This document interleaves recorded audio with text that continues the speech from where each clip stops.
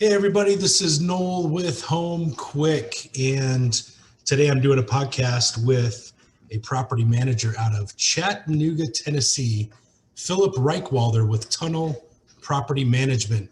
Philip, why don't you say hi and introduce yourself to us and the world? Yeah, hey everybody. My name is Philip Rykwalder. I've been a landlord for I guess 6 or 7 years, and now part of a property management company. And you guys are in it's Chattanooga, Tennessee, right? Yeah, I've owned assets here for 3 or 4 years and hired other managers, and I've fired five. There's been lots of difficulties, legal issues, and other things. And about this time, I guess last February, two of my buddies, also landlords, said, "Hey, we're also suing people for stolen deposits, stolen rents, everything.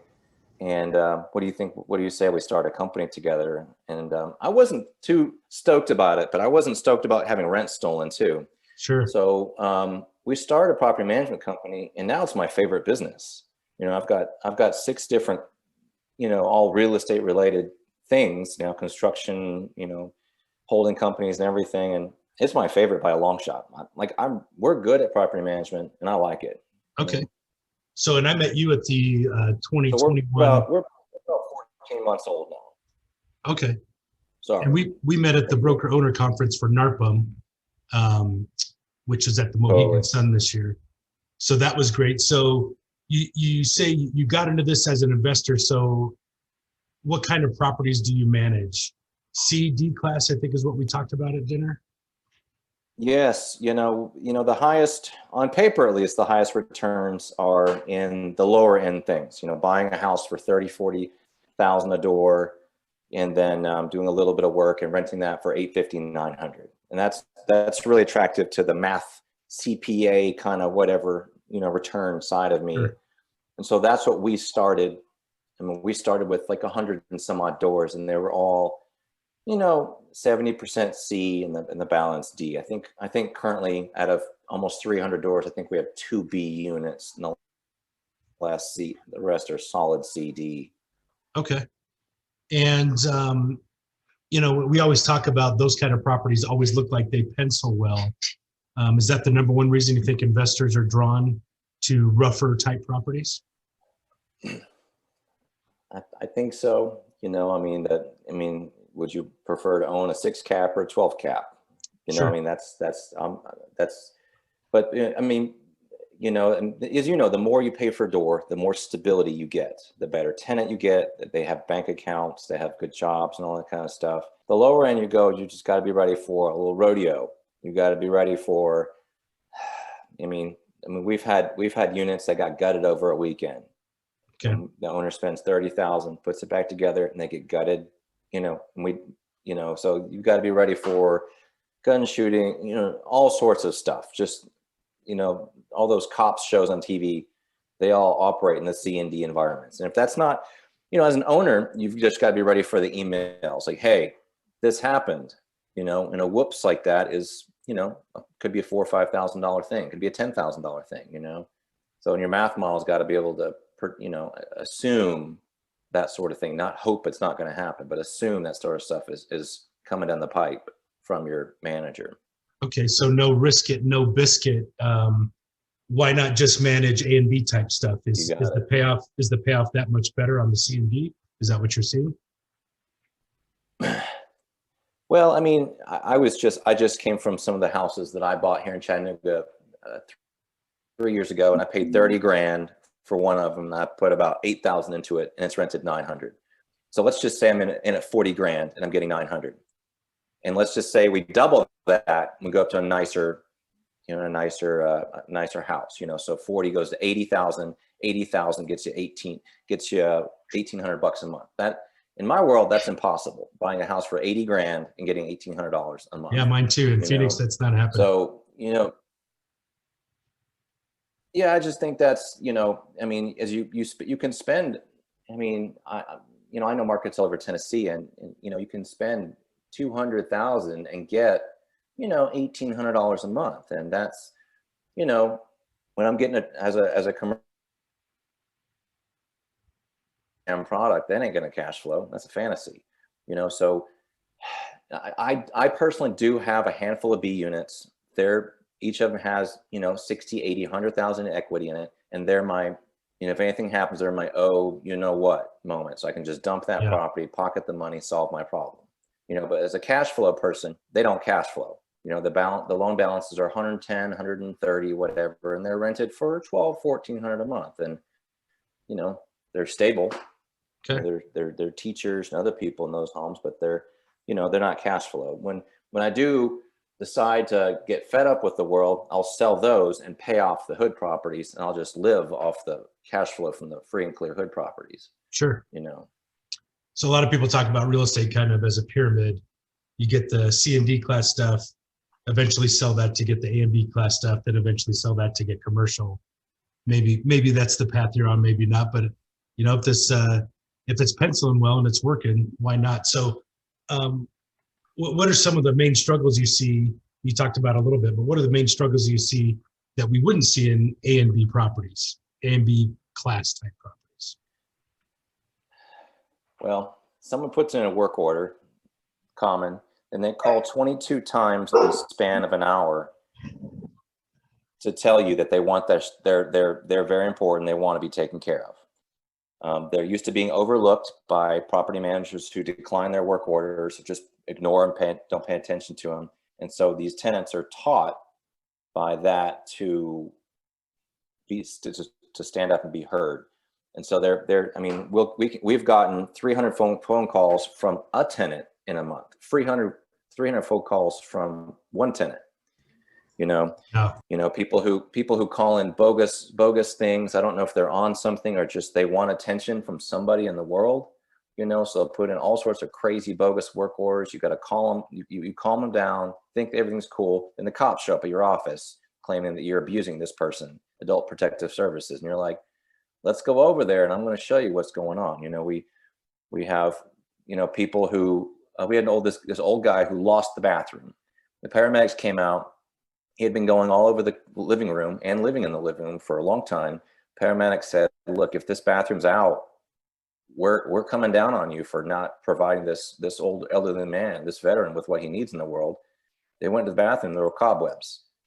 He literally lost the bathroom, in his unit, in his 800 square foot, 2-bed, 1-bath unit, so all that kind of stuff. Then there's a standard like eviction attorney things, raising pit bulls in the backyard, growing weed in the attic, all that kind of stuff there, in a C&D environment seems taxing, very difficult if you don't know the rules, the rights of everybody in your area, your state. C&D it's in the trenches at times. Yeah, it sounds like it. I mean, it honestly sounds a little bit insane. We get a little bit of that stuff, but we're definitely more in A and B for what I do. So despite all this and all these issues that come with it, how do you go about like collecting rents? Like, what does that look like for you? When we started, people would, we inherited, 100 and some odd tenants, and they'd say, I pay by this and I'll see you on Friday because you're going to come by and pick it up. Right.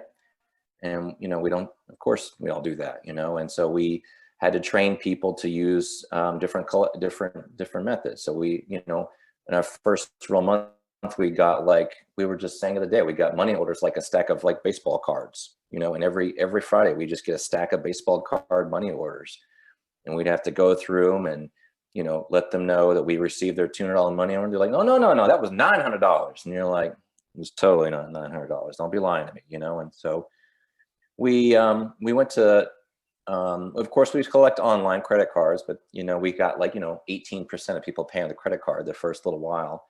But this month we just collected, I think 87% via credit cards and online payments. Okay. We didn't tell people we do not accept money orders. We pushed the CVS payment where you get the little QR code, you go to CVS and you scan it, they pay it. Yeah, that's pretty popular. Okay. And we sent people mail, because they don't have email, that we were accepting credit card payments and CVS. We didn't say we weren't accepting money orders. I don't think we can do that, but We got 6 money orders out of almost 300 tenants this past month. So now we're doing a lot better. We're doing a lot better. Money order and cashier checks, I mean, they're always the way to go if you can get it. How are you getting around they're hard to book. Yeah. Okay. Gotcha. Do you have any issue with them disputing credit card? I mean, if you're taking rent that way?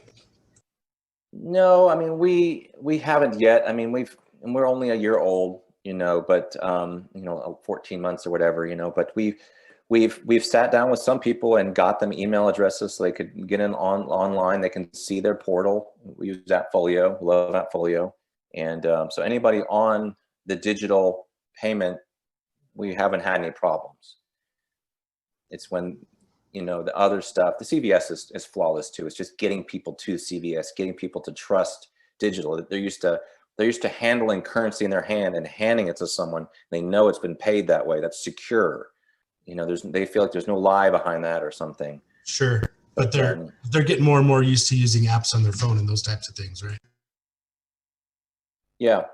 They'll call and say nasty things about, I mean, they love to bluff with just nasty comments and nasty phrases. I mean, that's the hood way, coming out of the gate, just accuse someone of something. You're like, that 2% credit card fee, I don't get that. That's not my money. I'm not charging you that. That's the credit card company charging you. Sure. They're not aware of that kind of stuff, Well, and then along those lines, so we abandoned Section 8 a few years ago just because of the hassle of dealing with the government and trying to get our landlords paid. What do you guys do with Section 8 there in Chattanooga? Well, Section 8 has historically been very popular here. This is a low-end market. During the 70s and 80s, when all the jobs got offshore to China, Chattanooga collapsed. It was, a lot of manufacturing. Section 8 was very popular, stable. During the pandemic, the Section 8 was, 3 and 4 months behind in payments to us. We would, email them hundreds of times, asking them a single question. They, we stopped doing Section 8. Section 8 called me recently and I said, look, if you paid triple, I might play with you. You guys are the worst business partner we have. Yeah. Everyone in your world's a business partner, but they're a terrible business partner. And how long ago did you stop doing that, accepting Section 8? Maybe June of 20, last summer, something like that, We still have 3 or 4 inherited Section 8 folks. Sure. Yeah, we do as well, yeah. Okay. Yeah, we saw the same things, just a total hassle in dealing with them. And I hear you on that. Yeah. So I know a lot of tenants have struggled. Have you guys had to manage, or how have you managed payment gaps during the pandemic? So we have a really solid leasing agent, Jackson, and we have encouraged people to let us know if there's something going on, pandemic or not. If you have an issue, obviously let us know, then we'll be much more willing to work with you than if you don't pay for 45, 60 days and then you want a deal. It's gonna be a lot tougher that way. We've had on and off, 3 or 4 people always with issues, losing their job, and they document it and all this. It's totally legit, and we're totally reasonable with them. We have found monetary assistance for most people that are playing our game or are willing to be nice to us and everything like that. We've found churches, we've found city groups, state organizations, all different help, and we've signed up online for them, and we've genuinely gone out and helped people out. We sent everybody an email every time we let them know we found another resource, and some people go from every month another resource to resource to resource to resource, and so we know who those folks are. We have had some foul players or whatever you call that, people who say they got something, or they lost their job, and you call their job and they're still employed, or they got laid off because of bad performance or whatever. Always those kind of things pop up every now and then. Sure. Funny, people think that you can't call their you don't never call their references. We have been able to evict through the pandemic. It just takes a minute. Yeah, for sure. So you said you guys have around 300 doors or so. What does your staff look like?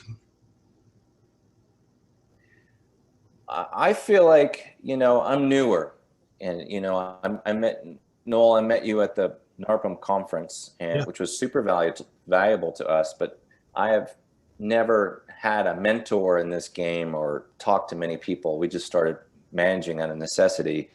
So we're probably overstaffed. We have a leasing agent in-house. We have an office manager, and we have a maintenance coordinator. And those are our staff positions. And then we have 3 handy folks. Right now, all of our handy folk staff is female, which is super cool. Okay. But that gives us better, we have a maintenance lunch every Wednesday, so we can kind of, they can let us know when someone's raising dogs in the backyard, whereas an outside vendor might not let us know that, so we can have eyes on properties if we need to protect the assets and everything like that. And also keep tenants safe, because sometimes they get themselves in situations like, hey, we're going to have to move you to a different house. This is not kosher. We didn't know it was like this, I think we could probably do, instead of 3 full-time staff, I think we could probably handle it with 2 full-time in-house and then a VA or something like that if we were really to rejigger things. We can talk to you about virtual assistants in another call. Totally, you're right. Yeah, yep. Yeah. We've talked about it. Yep. Calling you guys. Good. But we collected 98% of rents last month, and so despite we're overstaffed, we're performing. Right. It's working right now, so I'm not going to toy with things too much right now. Yeah, if it's working, it's working. You grow as you need to, but being overstaffed doesn't hurt as long as your bottom line isn't affected too much. But I've always found that you want to free up your power people to make power moves. Signing up new business, you don't want the people that can sign up new business dealing with the grunt work. So if you got a good team handling the grunt work and your challenging type tenants, then your high level people can help grow the business. So that's great. You told me that there's 3 owners with you guys for Tunnel PM. So what are you guys' roles and who are they? Yeah, good question. So Josh, we're all buddies. That's clutch, and Josh is a CPA kind of fella, and he's been in the healthcare industry for 15 plus years. He was in the healthcare industry for 15 plus years. He's a builder, and he does really well. And he's really good. All of our statements are perfect. Our owner statements are just, he's really on top of everything, booking everything. He doesn't do the booking. He oversees the booking department, or the finance department, I guess. Okay. But he handles all things money. Sean Kelly is the broker and handles the leasing and the tenant side. Right now we have 0 vacancies. So he's doing a good job. And I'm over the maintenance department. So I'm over the boots on the ground folks. So I make sure that, I tell our people that, any repair we made needs to last 10 years. We're not just, try to stick away from a little Band-Aid. Don't like sharp bites for plumbing if I can avoid it and everything. Nice. So I just, so we're siloed. We really don't have much overlap. Okay. We have weekly owner calls, and we're in growth mode. So we're all, drumming up business with our networks and everything like that, looking for more people to add to the pile, sort of thing. And I think you said you're on Appfolio, right? So do you use their maintenance stuff mixed in? Does that help? We use some of their stuff for after hours things. Okay. We use Hello Cells for some of our phone calls thing. Okay. We redid our phone tree, and that's a tenant Sean department. I don't really know a whole lot about it. I get I see all the work orders that come through, so I'm focused on, do we have enough dehumidifiers? Where are we going to get that flooring to match that? That's we're not going to be able to match that siding. Who do we need to call about that? Sure. Making sure all our people have their materials and everything. They know what they're doing. So is this full time for you? I mean, how many hours a week are you working in property management right now? I'd probably say half-time or a little bit less in property management. Okay. This week is a little more, but we're remodeling our office right now. That's taking time, but half-time. I do. The other half of my world is construction, overseeing, bigger rehabs, that sort of thing, and just managing my portfolios. Gotcha.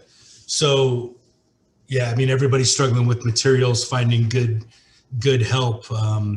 I'm sure you're seeing some of that. Like, what are your biggest challenges in today's market as of the end of April 2021 here? Right. Well, you're right. I mean, I bought 3 2x4s this morning and it was $32. Jeez. But finding reliable handy persons, you know, one of our reasons to hire in-house was, you know, people would do in crappy fixes or just not communicating to us about what they've done, not communicating with the tenant.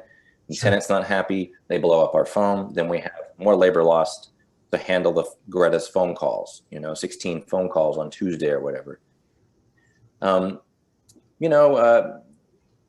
Other struggles is just, you know, not managing growth, but just anticipating what growth is going to mean. Okay. You know, you never know what you're going to need until that moment comes.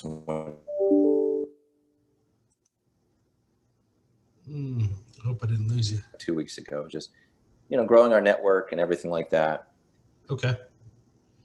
And so what type of, you said you're in growth mode, what type of business are you looking for? Are you looking for additional properties to manage? Are you looking for deals to flip or to purchase? If someone wanted to do business with you, what are you looking for? Yeah, you know, I'm always looking to buy. You know, I buy about a rental house a month. You know, I have done for a while, a few years now. So that's the thing. But the main thing I'm looking for is people to manage properties for in and around Chattanooga. You know, the rougher stuff is our jam zone. B class will, and the higher stuff, we'll take that too.